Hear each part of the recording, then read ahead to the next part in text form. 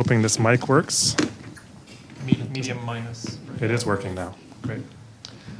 All right, this is the October 10th, 2023 meeting of the Carrboro Town Council. Tonight is second Tuesday, which of course means it is council work session. As usual in work sessions, the council doesn't take formal action or receive public comment. We use this opportunity with our staff to dive into a topic and ultimately provide some feedback to our town manager. Speaking of our town manager, Richard is feeling under the weather today. So our assistant town manager, Marie Parker, is with us. Marie, thanks for being here. I'm going to turn it over to you. Thank you, Mayor. Good evening, everyone. We have just one item for tonight's session, a financial planning model. The purpose of this item is to introduce a draft of the financial planning model that is currently under development. This tool is intended to assist staff in evaluating the financial implications of operational and capital planning programs. We have David Cheatwood, the Managing Director of First Trine Advisors, here to present. We also have Arch McAdoo, our Finance Director, should there be any questions for staff. David, welcome. Do you mind joining us up here? And it's your show.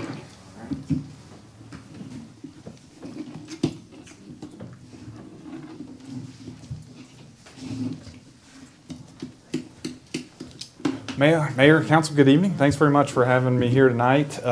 Just by way of quick introduction, my name is David Cheatwood, work at a firm called First Trine Advisors. We are based in Charlotte.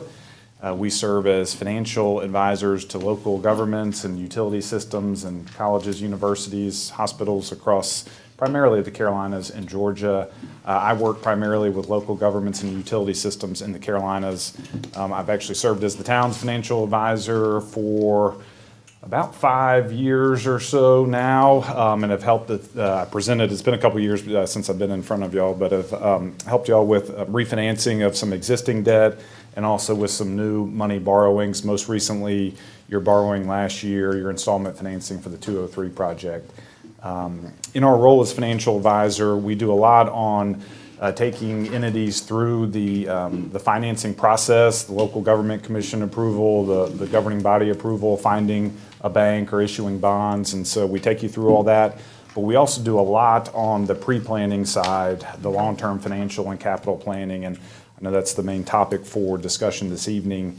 As Marie said, this is really here to introduce this topic. Much more to come on it. We wanted to talk through kind of how we approach long-term planning, the tool we use for it, and then really to get y'all thinking about it as certainly as you get into your fiscal 25 budget process and really beyond too. So get outside of just the upcoming fiscal year, but what about the next couple of years going forward? We use a tool that we very unoriginally call our capital planning model, and so it's a tool that we've built in-house, and we really tailor it to individual entities. We do a lot of that across the state, and so wanted to show you the different inputs we put in there, the outputs we're focused on, a few of the screenshots. It is still very much in draft form. Just recently started working with town staff to get this going, and our goal is to get it in good working order later this fall. So then again, as you approach your fiscal 25 budget season and looking beyond, this will be a tool that you all can use going forward to help you analyze the impact of both financial operations and capital needs as well. Before we jump into that piece of it, I wanted to start with just a brief overview of where the town is financially. And this is all information. There's nothing new in here. You've seen all this before. It's all based on your audited financial statements that are out there. And so it's just summarized, again, as a starting point. When we're working with our clients and we're building out models, we're starting with the historical financial operations and performance. So we're going to your audits to build that historical trend out. We're looking at your revenues and expenses, your fund balance position, your existing debt and credit. So just wanted to give a quick refresher on where the town sits on each of those, and then we'll shift into the long-term planning aspect and again, introduce that model there. And please, I should stop me along the way with questions, but want to make this conversational here. So quick town overview from a, look on this sheet, primarily focused on your general fund, your largest fund out there, and looking at your last 5 audited fiscal years. So that's going to cover your fiscal year 18 through fiscal year 2022. I know Arch and Langston are hard at work at finalizing your fiscal 23 audit and closing those books out. Don't have that information yet. That's a big part of what will be in our model going forward as well. That'll be our starting point. But looking at your fiscal 18 through 2022, the town experienced growth on both the revenue and the expenditure side. If you look at the chart on the bottom left, you'll see the black line is your total operating revenues. You'll find that it was fairly flat from fiscal 18 to fiscal 21, and then a good bump in fiscal 2022. That was driven by the reassessment year that became effective in that year, and so you saw your property, your assessed value grow by approximately 14% that year, and your growth in your value of a penny. In addition, you saw a pretty good jump in your sales tax as well, and that was the case with most entities across the state. So the combination primarily of those two items is what drove your operating revenues up from 2021 to fiscal year 2022. In addition, your operating revenues really moved in tandem with those. They were relatively flat from fiscal 18 to fiscal 23, and then you saw an increase in that. What we're showing you is in blue, that's your expenditures, operating expenditures and capital outlay, and then you have debt service, a relatively small piece of your overall operating expenses historically, and then transfers out to some other funds as well. And so again, that trend line, those moved in tandem, operating revenues and expenses. The chart to the right is your total fund balance, and that also moves in tandem. If you all are generating more operating revenues than expenditures and capital, you're going to add to your fund balance. And if you are spending more on capital and expenditures in a given year than the revenues you're bringing in, you may draw down your fund balance. And the town's had a little bit of both over this 5-year period. You'll see your high point was in fiscal 2021 in terms of total fund balance, just under 18 million. And then your low point, which is honestly not that much lower, but about 15.6 million in fiscal year 2022. Within your total fund balance, unassigned fund balance is one that we focus on primarily. That's the available cash that you all have that's not assigned or otherwise restricted there. Again, you reached a high of about 11.6 million in fiscal 21 and 8.4 million in fiscal 22. Fiscal 23 information to come from Arch and Langston later, I think this month into November as well. So looking at your primary revenue stream within your general fund, your property tax rate, again, all of this information is just historical information that y'all are aware of. You all have maintained your general fund property tax rate just under 59 cents dating back to fiscal year 2010. You all did increase your overall tax rate by half a penny for 3 different years, dedicating that amount, so a total of 1.5 pennies to your affordable housing fund. And so your total tax rate sits just over 60 cents there. In terms of your assessed value, as I mentioned, relatively flat from 2018 to 2021, but then with the reassessment year, we saw the town's assessed value grow by about 14% in that year, 20% over the past 5 years. Fund balance appropriation, going back to that first page, during the budget process, as y'all well know, you may appropriate fund balance. Typically, it's going to be for capital needs or non-recurring kind of one-time expenses. You all have appropriated fund balance in the past. Often, you have not had to use it, and in fact, you've added to fund balance in certain years. There are years, though, that you appropriated and you did use it. So again, looking back historically, in fiscal 18, for instance, you appropriated fund balance, which is the blue chart, but you added to fund balance. So not only did you not use what you appropriated, you added to that. That was the case in fiscal 19 and 21 as well. In fiscal year 2020 and fiscal year 2022, you appropriated and did end up using some fund balance in those years. And so this chart, again, works in concert with the other charts that we just went through on the prior page. Looking at your outstanding debt, relatively straightforward. You have one series of general obligation bonds outstanding from 2013. That was approved by voters in by referendum several years back. The amount outstanding there is $2.1 million. Those bonds mature in 2032, so you've got about 8 years to run on that. Very low interest rate, especially in the current environment. You're at 2.5% on those bonds. And then you have 3 different installment financings. The first was from 2009. That was for, I think, a fire station, Arch, that's my memory, fire station in 2009. We worked with the town to refinance that debt to a lower rate several years back. So that interest rate is, again, a very low 2.59%. You also have an installment financing outstanding for vehicles and equipment. That's at an incredibly low rate of 1.04%.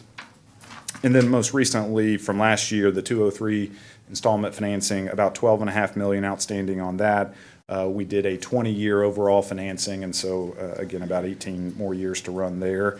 Very good interest rate, 2.82% for that time period. Just by way of context, if you were to do that today, you'd be well north of 4%, probably likely 4.5% to 4.75%. So locked it in at a very good cost of money. In terms of your debt service structure, that's the chart at the bottom. That debt service being principal plus interest. The amounts outstanding I noted above were just principal, but when you look at principal and interest payments, given the required structure of debt in North Carolina that the local government commission requires, it's level principal repayment, which means your highest payment on the new debt is going to be the first year, then it goes down each year thereafter. So you all have a declining debt service picture. The rationale behind that is as you are paying off debt, it naturally generates capacity to layer on new debt in the future, and it can mitigate the impact there. So you've got a nice declining debt service structure. In fiscal year 2024, the current year, you're paying about $1.8 million in terms of total debt service. That declines a little bit, not much of a drop off until you get into fiscal 28, and then from 28 to 29, you'll see a nice drop off as some of that outstanding debt matures. This is a really important picture that we load into the model because we want to know when debt is rolling off, as y'all look at projects, how to fund those projects. If it involves issuing additional debt, we may be able to talk through timing and can we get to a point where you have some debt rolling off, you can issue new debt and again mitigate the impact on that. So that's a big part of what we load. We typically start our models out by loading in your existing debt service structure. The credit profile, the town does maintain credit ratings from from 2 of the 3 major rating agencies, Moody's and Standard & Poor's. The town has incredibly high credit ratings.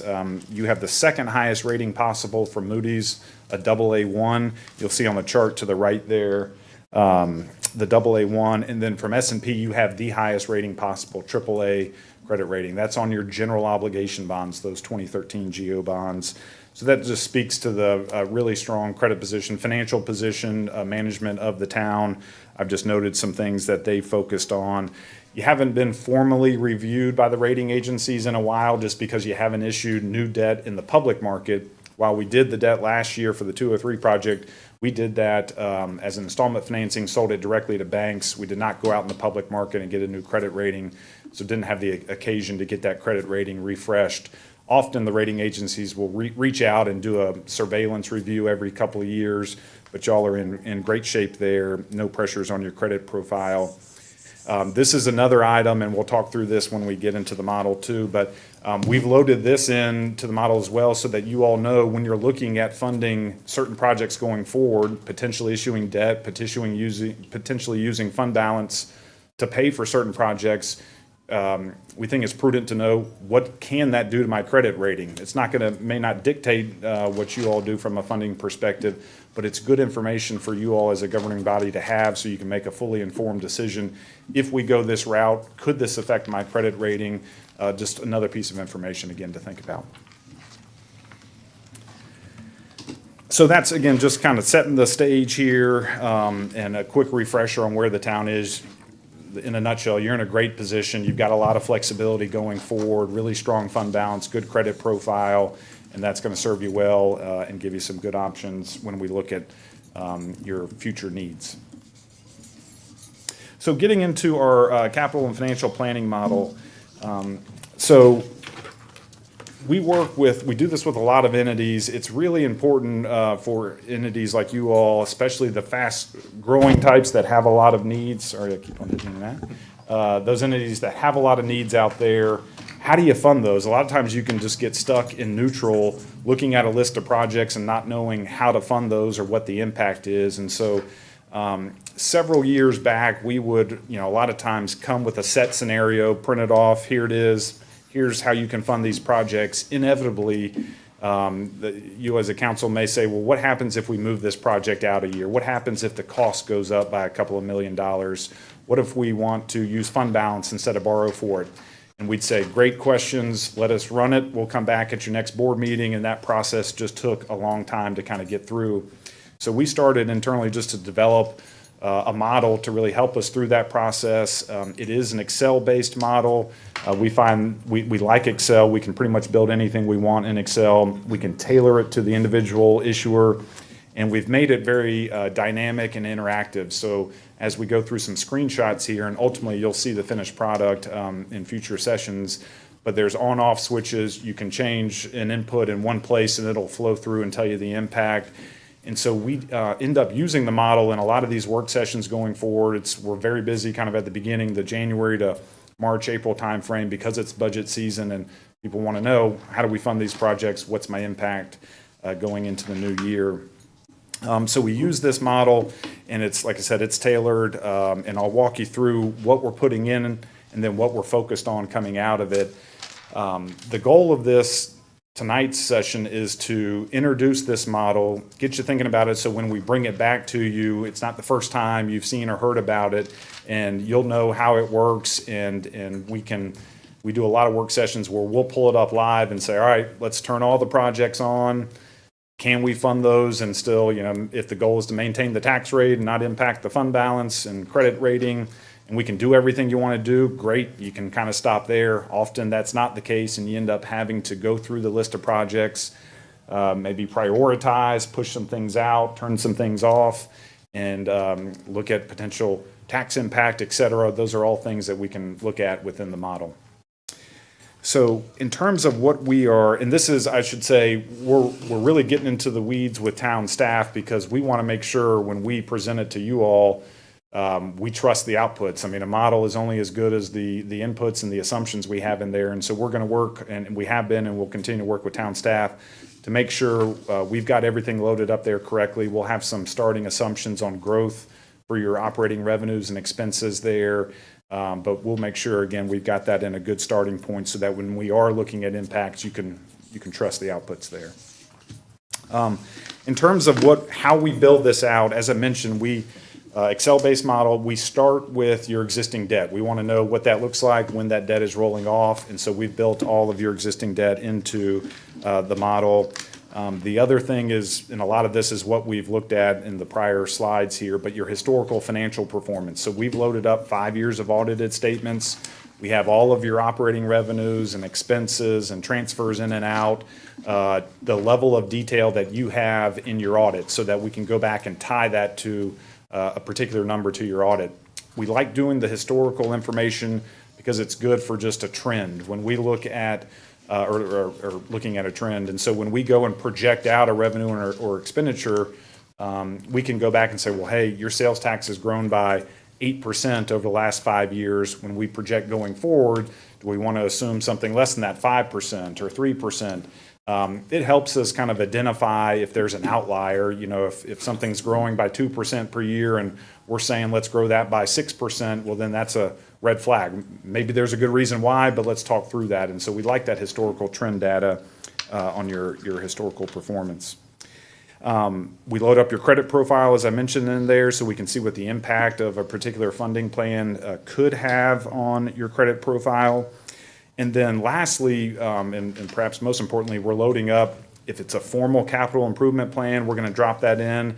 It could be a wish list of projects, could be a combination of all that. We want to load up everything that the town is considering or could consider from a capital side over the next at least 5 years, maybe longer.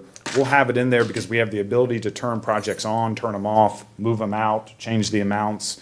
And so it's easier for us just to have everything in there, and then within a work session or other setting, we can show you the impact of funding certain projects or turning things on or off. The outputs we're focused on, Property tax impact is a big one, obviously, for your general fund. Your fund balance impact.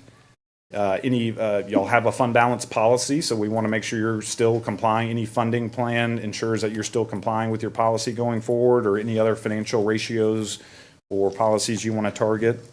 I mentioned the credit rating impact before. Peer comparisons, we can pull in other peers across the state or across the country as well and look at their fund balance ratios, debt ratios. And so, again, similar to the credit rating impact, not that that necessarily is going to dictate a decision that you all may make, but it's good information to have. Hey, if we follow this plan, are we still in line with our peers across the state, other highly rated entities across the state, similar sized entities, for instance? And so we can load in some peer comparisons. And then also, again, a big part of this is just projecting out your financial performance from an operating standpoint, revenues and expenditures. The funds that we are focused on, primarily your general fund, that's your biggest fund. You also have a capital reserve fund. Your affordable housing fund, I know, is relatively newly created. Stormwater and parking.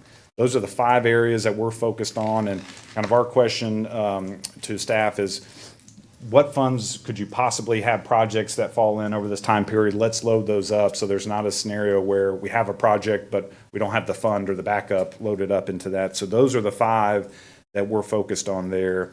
And for all of them, we have the historical information. We'll have projected information and make sure any transfers between funds are linked together. That's the work we're doing behind the scenes with staff to make sure we have all that lined up. The next couple of pages are just really screenshots, and some are easier to read than others. You'll see sample stamped across all of these, because while these are from the model we've started to build out, I'm not focused on the numbers. We're not there yet on those, so don't get too lost in the numbers. It's really to show you what we have in there. But on this first page, historical operating trends, this is where we're loading up your detailed revenues and expenditures. Within each line item, and again, it's tied to your audit, within each line item, there's a drop down where we can look at a growth rate. And so we're showing you that for one of these line items. Historically, it'll show you how much that revenue or expenditure grew. So that's our trend data we can look at. And then on a projected basis, we have it so you can look at different growth assumptions year over year. You may be more sales tax, for instance, it's been going gangbusters the last several years. Maybe we think that'll continue for another year or two, and then let's get more conservative in future years if that starts to dial back. And so we're trying to give you as much flexibility with all of this and not just have a single static growth assumption. So for each revenue and expenditure line item, we can show an increase or decrease year over year and change that. And that's the case. We see that often with certain expenditures too. You may have a big jump, salary increase, pay increases in one year, and then we level it off to a lower rate in future years. So we're trying to give you as much flexibility as we can on those revenues and expenditures. The capital side of things, there's a couple of different spots within our model that we can put this. One is going to be on what we call our dashboard tab. This is where you can load up particular projects, either big ticket projects that you want to highlight or anything that involves a financing or potential financing. You'll see a couple of descriptions here. One, on the left-hand side, we have on-off buttons. Again, we're trying to make it dynamic, interactive. So there's not that, hey, we'll come back to you in 2 weeks and let you know the impact. We'll just flip it live, turn it on, and we can see the impact.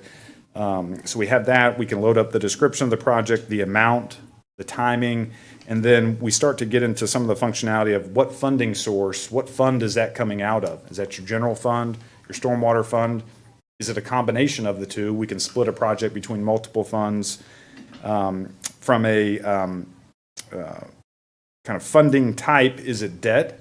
Is it a general obligation bond? Do you want to go and do a new referendum? Is it another installment financing? Is it coming out of fund balance? Do you have a grant coming in? We have drop-down boxes where we can identify the funding source as well on this main dashboard tab. If it is debt, we can load up the structure of the debt, level principal. There are a couple scenarios where you can do level debt service, which is mortgage style, same payment each and every year. We can look at different terms of the debt, different interest rates, all the variables you'd want to have on the debt side. The other place to put in projects, and this is where, again, we use that dashboard for anything that's a financing or some of the big ticket items that we want to highlight. But we also have a tab where we can put in as many, again, it's Excel, we can tailor it as many projects as y'all have that you want to put in there, especially the ones that we know are going to be cash funded. You may have a certain amount year over year that you put in there. So this is, again, a sample, although these are town projects that are out there. And this will be something that's going to be a big focus as a group here as we look through some of these projects. And this is something we're trying to get refreshed as well. And any new information we have on project amounts or timing, or if this project has totally gone away, let's turn it off or take it out. But this will be something we end up spending time on because you all, as the elected body, will dictate which projects you want to fund, and so we can look at different amounts and timing. It has the same optionality as the dashboard tab in terms of, is it cash, is it debt, is it a grant or third-party source coming in? So we've got all of that flexibility in here. And what fund is it coming out of? Some of the outputs, these are, again, screenshots. When you ultimately see the model, while we're working with town staff to kind of build it out from the back end to make sure we have all the detail right, for the most part, we'll be living on this main dashboard tab. That's where we can turn things on and off.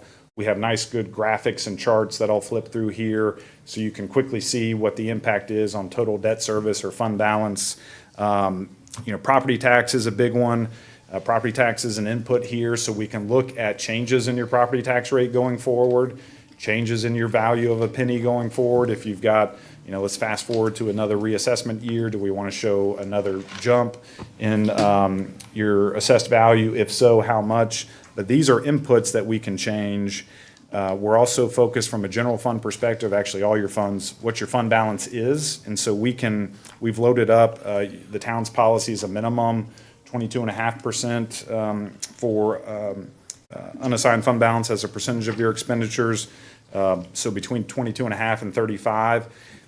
You'll see it's kind of red flagged here. We've got it tied to the 35% as the target. But as we turn projects on, if we show everything coming out of cash, the model will automatically red flag if you fall below your policy, your minimum or target there. And so it's a quick indicator light to say, well, if you follow that funding plan, you're not hitting your policies. Again, you all may say, that's fine, we'll still do that. But that's the information we have in there, and that's the kind of dynamic nature of the model.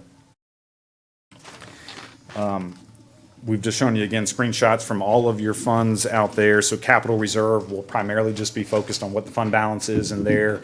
Affordable housing fund, similar to the general fund, we're looking at the property tax. If you want to allocate or reallocate more of your tax rate to affordable housing, we can do that and see what the total fund balance is in there. And as you build that up, do you fund projects? How can you fund projects out of that?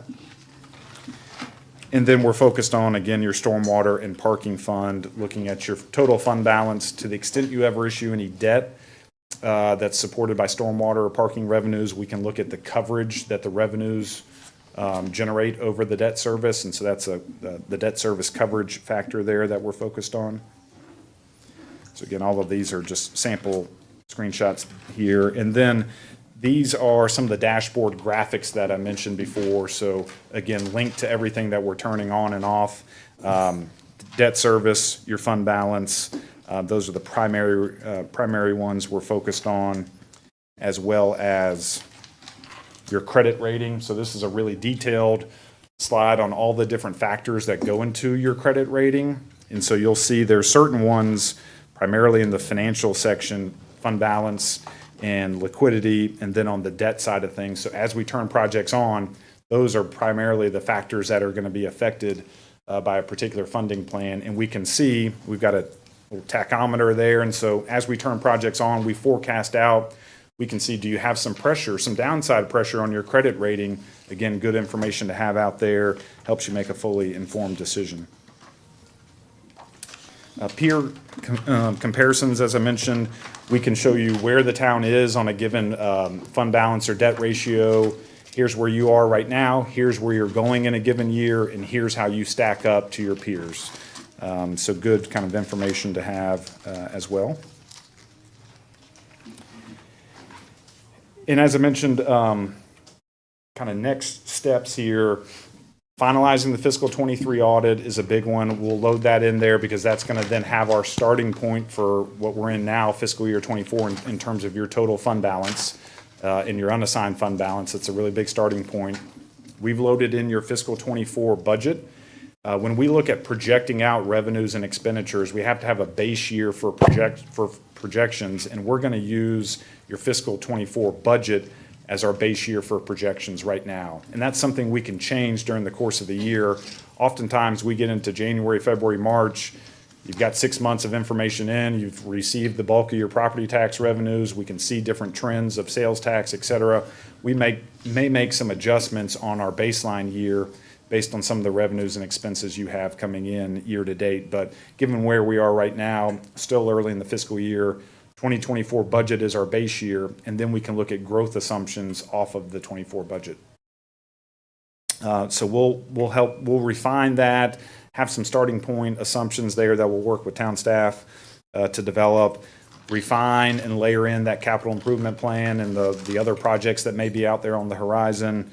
And ultimately, again, our goal is to finalize this model in the next couple of months so that when you get into your budget session, work sessions, we've got a good tool for the town to use. And this is something, the goal of this model is it's not a one-time thing. It's there, it's yours, it's the town's. We're here to help you update it and run it and talk through different scenarios, give you advice on this is a really good project to finance, this is a really good project to pay out of fund balance, and give you that sort of advice. So we'd be at the table and help you talk through all that and evaluate the impact of different funding plans, but really get you thinking not just for the next budget year, but let's think 3-5 years down the road so that you can really plan in advance, maybe build up some reserves if you have a big project coming down the road.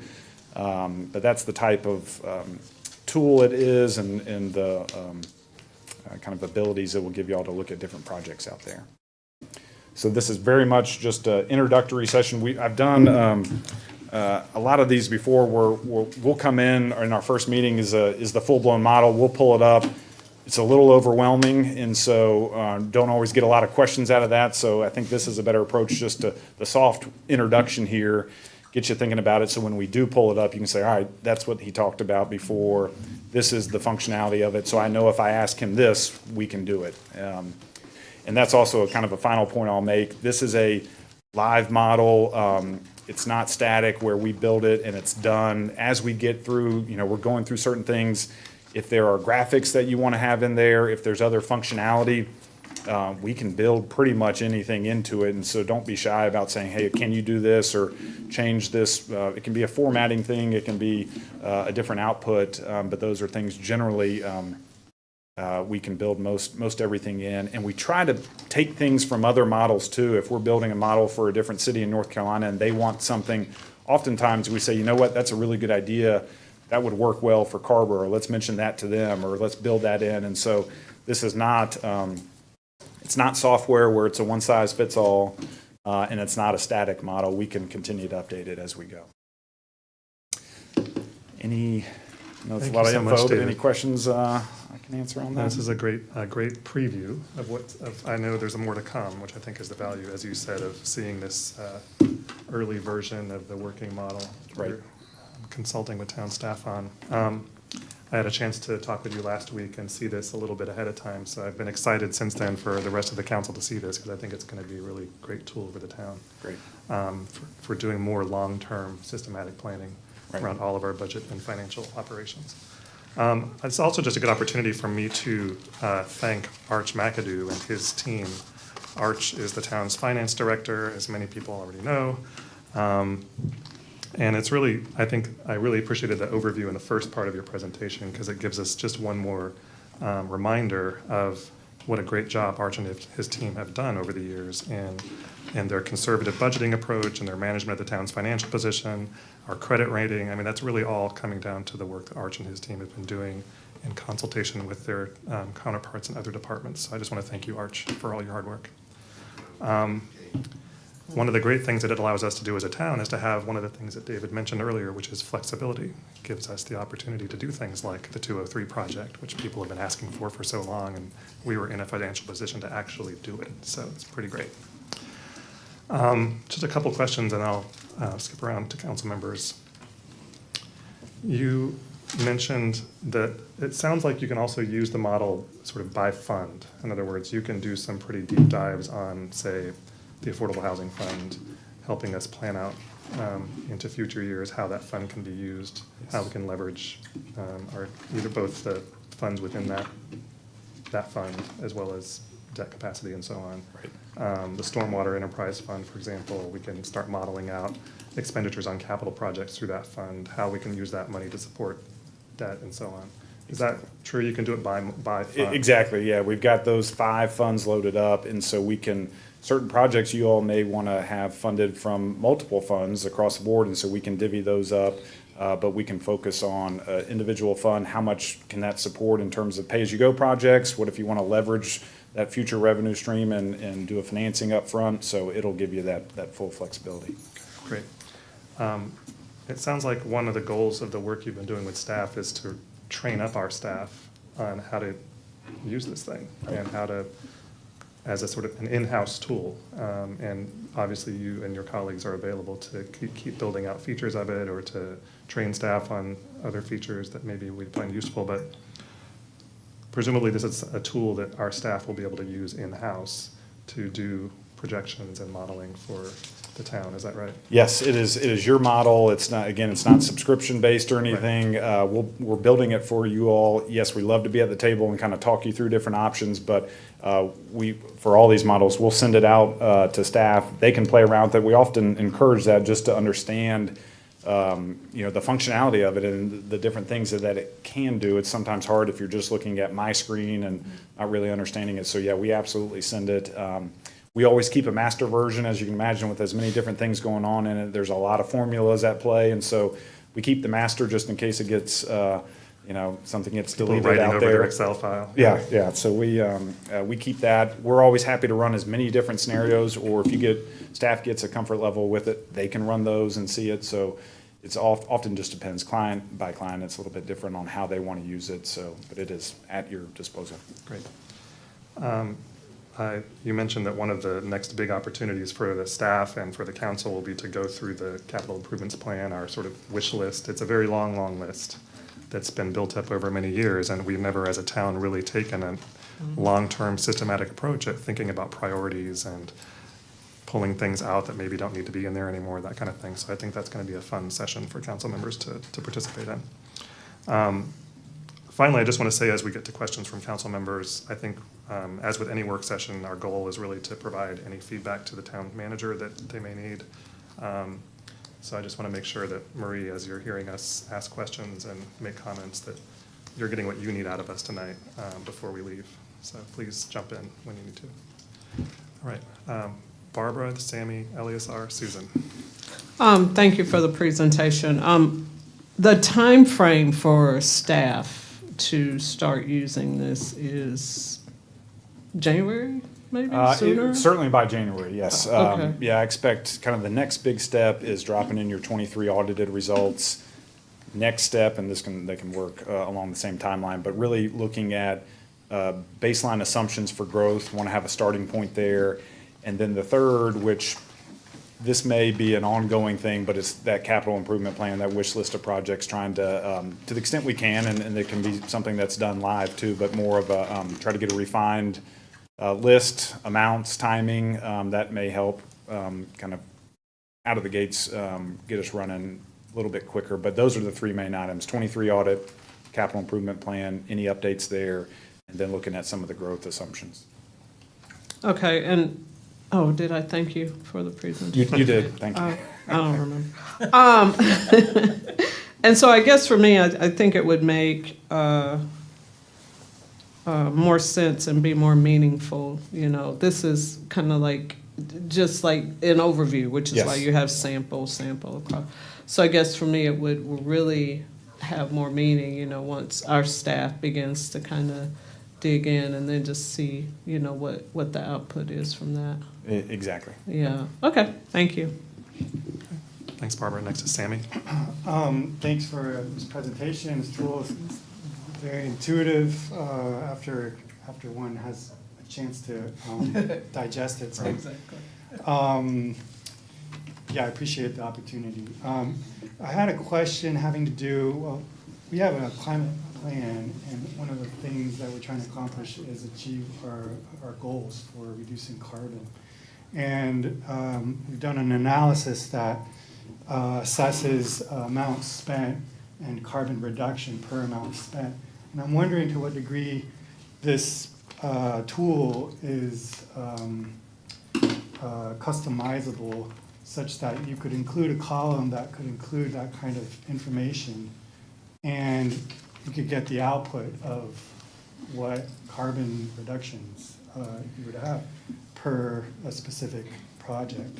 There's a couple of different places within the model that I would go if if this was a live session, we pulled it up and you said, well, what happens if we do this project and we reduce, I assume we're talking about reducing expenses because of a particular project and the benefits of a project, is that? Well, yeah, I mean, it's twofold. It's reduces expenses is one of the side benefits, but the main goal is to reduce carbon. So the analysis is linked cost per project and how much carbon reduction happens thereafter. But yes, of course, it also has savings impacts. Right. I know I was going straight to the financial part, but on the rest of it, we can build in anything, it'd be really from information that you all can provide us, and we can build that in so that when we flip a project on, turn it on, and you can see, that would obviously have to come from y'all. We just knowing what the impact would be, you all tell us, and we can load it in there so when we turn it on, you can track that. Okay. Yeah, that's definitely something we can. I would like for that to exist. Sure. Thank you. Thanks, Sammy. Yeah, it sounds like it's the kind of thing where the variable is interesting and important, but the data is going to have to come from the town for the consultant Right. to actually load it into the model. Right. Cool. Thanks, Sammy. Eleazar and then Susan. Yes, thank you for the presentation. I'll echo I'm glad we're looking at this now and have some time to digest before it comes back before us. Just a couple of questions, because as I've been sitting here, I've been thinking through, some of the comments we've heard from community just out there. The first, is there a way, or is there a model, and based on your experience, has other municipalities done something like put this on the website, right? So if anyone in town, say, I don't know, name a street, wants to see how the town is spending their money and how it's projected or whatever, or looking at costs of particular programs. I know right now that we have like certain areas where people can go, but like, is there a way of, maybe not the master document, because we don't want anything to be changed on that one, but is there, to your experience, there's some way that we can turn this into an interactive community? So we have not done that to date, where we've kind of put it out there for the public. Typically, just from a staff perspective, occasionally an elected official may say, I want to get my hands on it, send it to me. I may not, know a funding plan until I see it, and so I want to play around with a couple of different assumptions there. So occasionally we see that. We haven't put it out there. I mean, I think we could, especially if you're looking at funding certain projects and perhaps they would have a tax impact, let's say. I think putting some of this information, pulling the information from the model and using that to post on the website, some of the graphics and charts we have, I could definitely see that being a good use for it. But we have not done it where the issue I would see with that is that there are several variables at play, and so if you just kind of go on and somebody turns one project on but doesn't know where else to look or what the impact is, sometimes there's not, that may not be as useful, or may not give them the right answer. But I mean, I think pulling the information from a particular scenario or set of scenarios as y'all are evaluating, and maybe you want to put a couple out there that you're considering, if we follow and fund these projects, here are the impacts. If we don't do this, here's the impact. I think you can use the model to then provide the information without maybe putting the model itself out there. But that's just my thought on that. No, and I'm just curious. I think that because I'm kind of the person that I would want to go in there and play around with it and say let's turn this one off and let's turn that, and because there's some project that anyway. It'd be interesting to see that, but I do like the idea of just being able to pull that and showcase it, right? Whether it's a bike lane or whether it's, redoing our bus stops or whatever it is that Right. we already have on the road. I'd like to be able to show that. But I go back or just let me come back, because one of the things that I was thinking about, if in the case that at some point you want to do some kind of community participatory budget, right? Would this be how would this model come into play? So, that would be where we, again, in a work session or another setting, we would pull it up, and if you all have, this would be inputs or direction from you all, different budgets or budget scenarios, and we can say, if you had this budget, and within that budget, the tax rate was X, we're funding, pay increases of Y, we're going to do these capital projects, we can have that scenario and what the impact would be. We can have another scenario that's loaded up and we can turn that one on instead.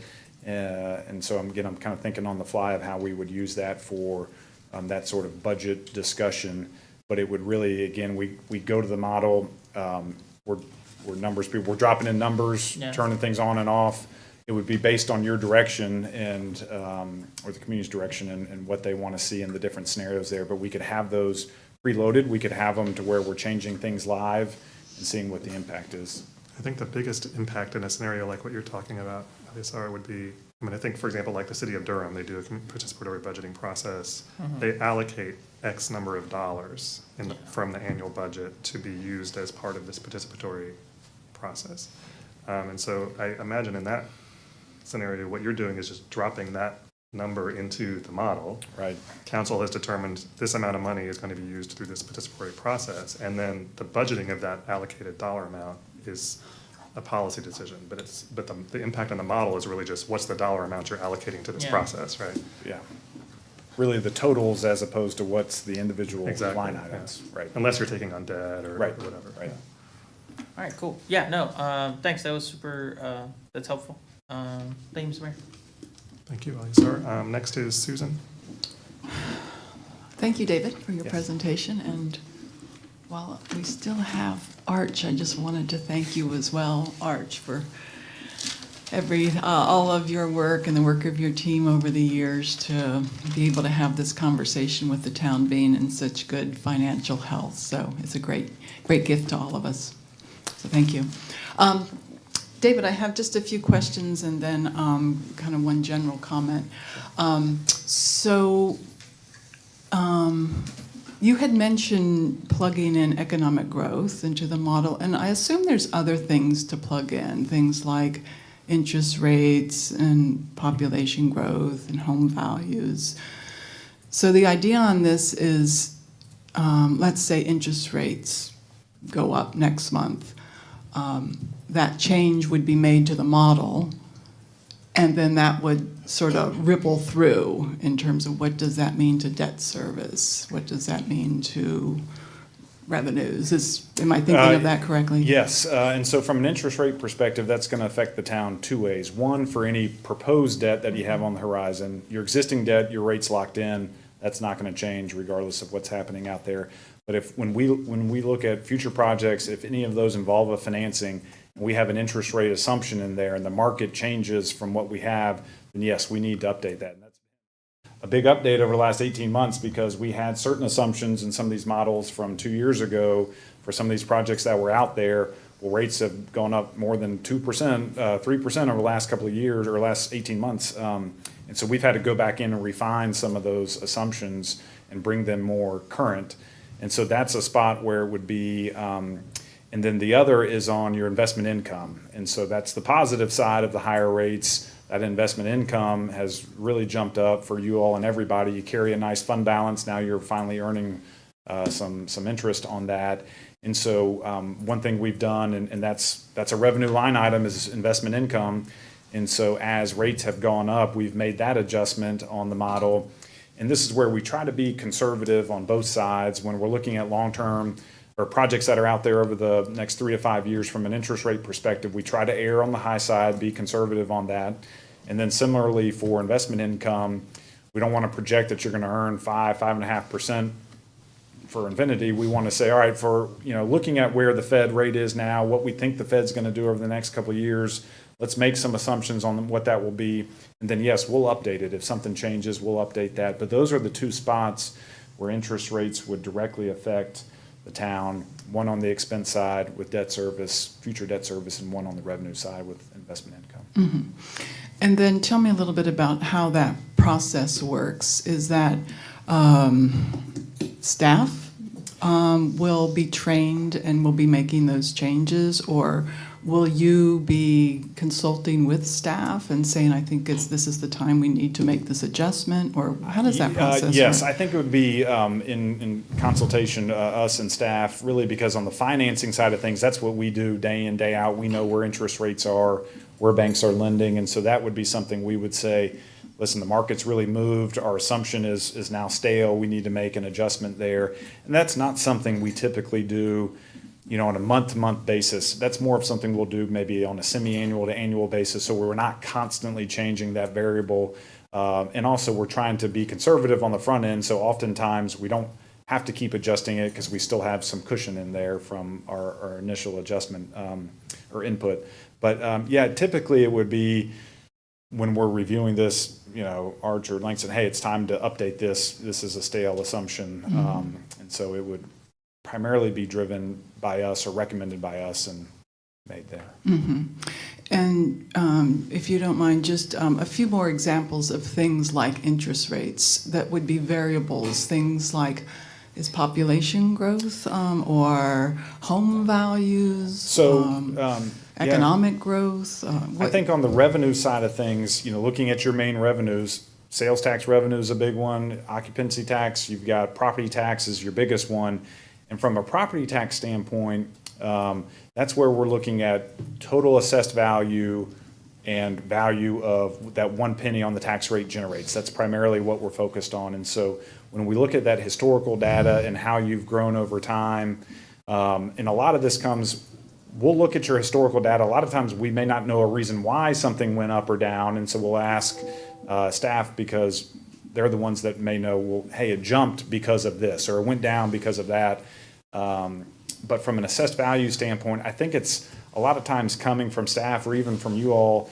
I'll use some different entities that may know they've got some really big developments, that it's a big growth area, big developments coming online, and they're going to come online in a certain fiscal year. Well, we've got models where we've built out what those developments are, the home prices or expected home prices, when they're going to come online and hit the tax rolls, and we'll be able to turn those on and really isolate those new developments. And so we've seen that with larger commercial developments too, that are really going to make a jump in assessed value.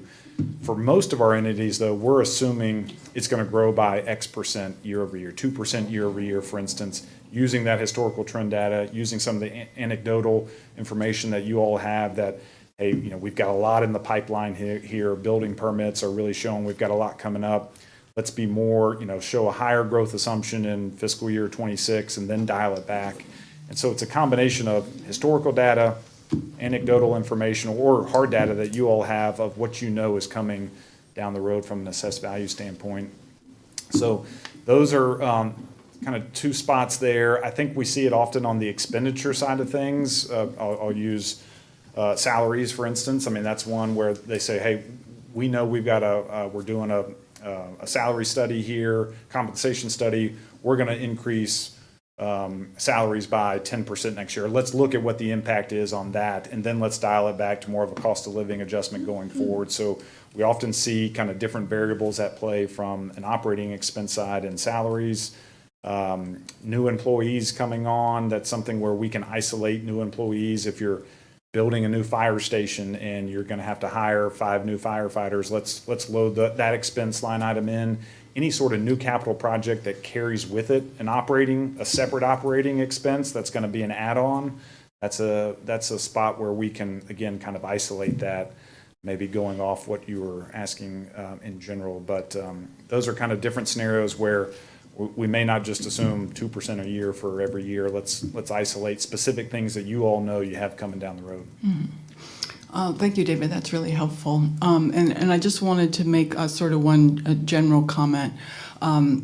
I'm really happy that we're doing this model right now, and it strikes me as perfect timing in a way, because I imagine Carrboro's like lots of cities and towns where we kind of struggled to get through the pandemic, held the line on a lot of spending, sort of relied on that one-time stimulus money from the federal government, and now a lot of things have been put on the back burner, and especially I think in terms of our town buildings badly in need of renovations.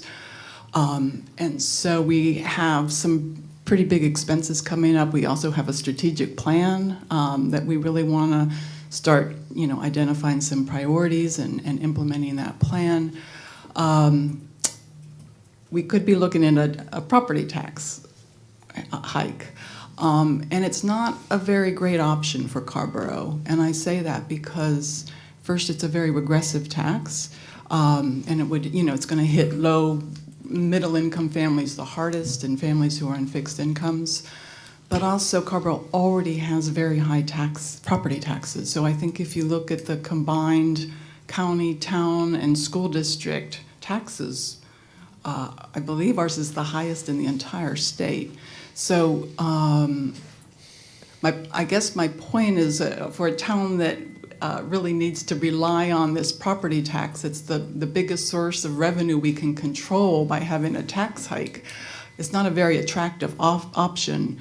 And so it's really pointing out the need for Carrboro to be able to diversify our revenues. And there probably aren't any great options, but one thing that certainly comes to mind is grants, and I know we have one grant manager now, and I think she's probably very focused on the ARPA funding. Maybe the town needs to consider adding more bandwidth in terms of grant managers. I also wonder if there would be opportunities in terms of corporate donations.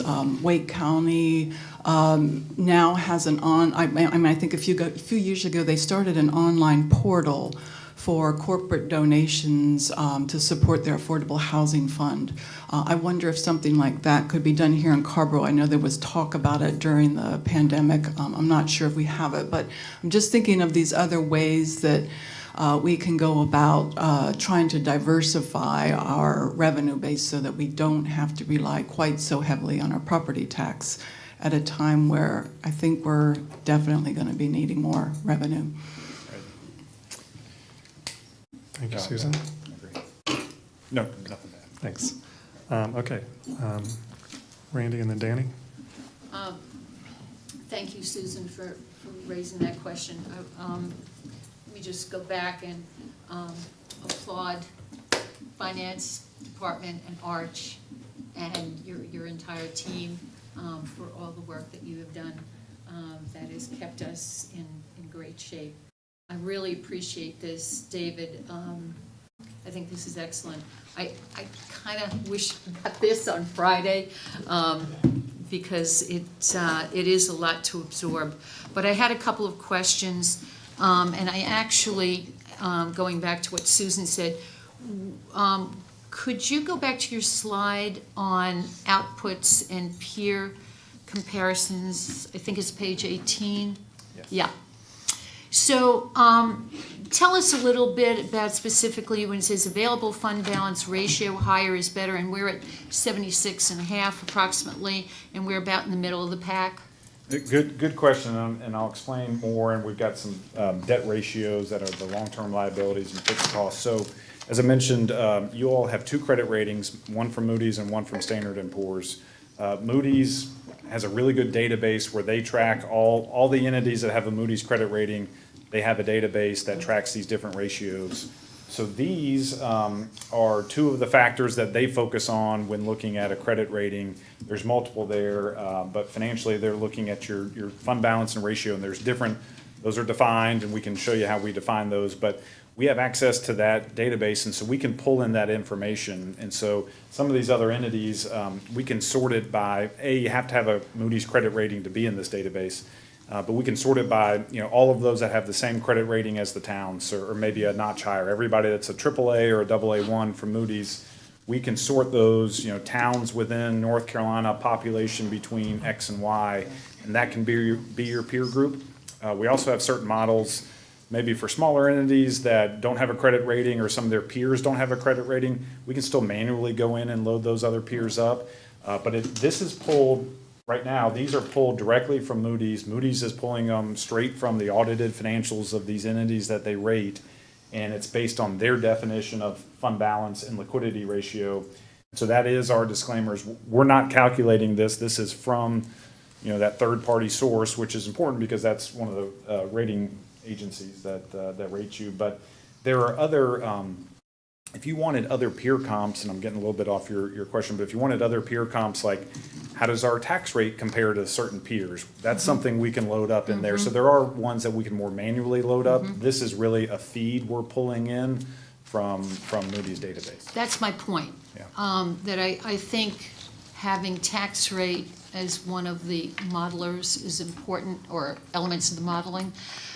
The other point, David, is, and I know this won't be lost on you at all, but in terms of peer comparison, Carrboro is in a unique position because of the 4 economic drivers: the university, the hospital, the school district, and the property tax. 3 of them are not taxable that we see revenue from, only the 4th.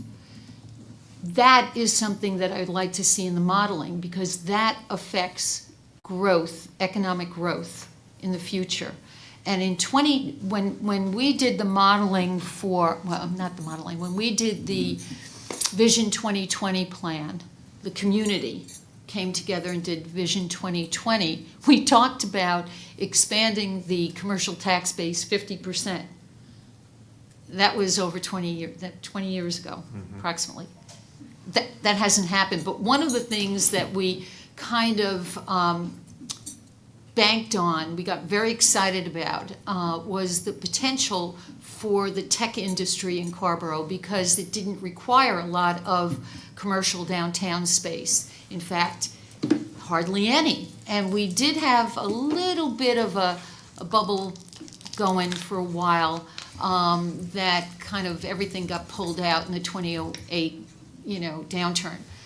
But the point is, at that moment, it became very clear to many of us on council that the Carrboro's opportunity to hit it big economically was not going to be anything that we would ever imagine. It has to come from small entrepreneurs and the hospitality and entertainment business. I mean, that's why we're probably, the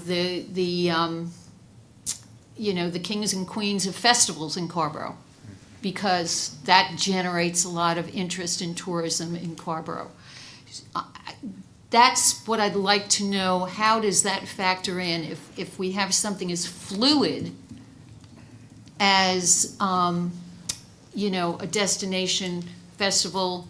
One of the key economic drivers that is on a smaller scale is our farmers market. If we didn't have that farmers market, hundreds of people wouldn't be here twice a week. So my point is, when we look at peer comparisons, we're in a very unique position. And when we look at growth, whether it be population, tax rate, the other things you mentioned, some of the other factors that need to be included are, what is our actual capacity for growth? And at what point, because we're not going to have any major developments, we're moving towards a lot of infill. What does that look like? So those are the things that I would like to have modeled here, because unlike most of these other entities, these other municipalities that are listed because they're third-party generated, what would be relevant to us are those factors that would not show up here. Are there certain peers, and you don't have to tell me now, and I can ask staff later, are there certain peers that you all do look at across the state that are similar? And we find this, and y'all are in a unique position, but we see this with coastal communities are very different and unique. They've got their own set of challenges. They serve a population that's much bigger than their year-round population oftentimes. And so, in many cases, we may put in select peer comps for coastal communities and also some of the mountain kind of destination communities that are more second home types. And so there's different variables. Are there certain ones that you as a town council view as your peers, your main peers across the state, or even outside of the state? I mean, again, we can pull anybody in because we can access their audits, pull in some of their financial information, but other towns that are David, close. that's the key point there, is that we can pull in whatever peers we think are relevant for Right. whatever analysis we're doing. We do Right. use peer analysis, but it's usually pretty context dependent, right? If we're talking about, say, regional transportation planning, we're looking at peers for how they do that. It sort of depends on the context, but Right. I think the point is, I think, Randy, it would be useful to be able to have the flexibility in the model to pull in peers that maybe aren't listed in the standard list, just to see what happens. And see what a combination of those qualities that are unique to Carrboro, how that comes out. Yeah, thank you for that. And I had one other question, maybe got answered. I think that's the biggest set of questions in terms of being able to identify things and I guess we would, the process would be, we would share it back to staff. Mhm. Yeah, okay, Right. I'm good, thanks. Cool, great, thanks, Randy. Danny, you're next. Thanks, Damon. And thank you for the presentation. I'm just tremendously excited about this. To underscore what a lot of my colleagues have said, I think this does really move us forward on some things that we've been talking a lot about, and the ability to just have this concrete tool throughout the year. I mean, I think really does bring the budget discussions throughout the calendar in a way that just rocks. So yeah, this is really great. And I want to extend thanks to staff and especially to Mr. White, who I know isn't here. I suspect this also strongly reflects his vision. And I just am very grateful for it. So with that in mind, I know that we have the next steps and that we want to have those in January. So we will sort of get the 2023 input audited results at the same time that we see the wish list added in. We'll kind of get the live version walked through. I would imagine, Arch, you'll jump in, but you're going to be presenting the 23 audited results before we then dive back into the model. That when we dive back in the model, it won't be the first time you see your 23 final results. As far as the capital planning stuff, maybe that is kind of a time where we're all looking at it together for the first time, or but I would think we're presenting. I don't know what your plan is on when that's finalized. In terms of the audit financial statements due to the local government commission by the end of October. I spoke with the auditors a couple of weeks ago, and we were on target to meet that deadline. The LGC also requires that the independent auditors must present the audit to the governing board, within X number of days of submitting it to the LGC. And that will probably happen sometime in November, I think.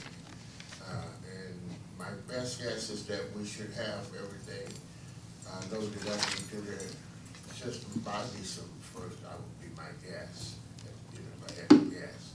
Okay. And so there will be some time there from December, January, we're gonna have to go through and we're gonna have to kind of wash the data, make sure the data, is accurate, and that it's true data, and that is clean, basically.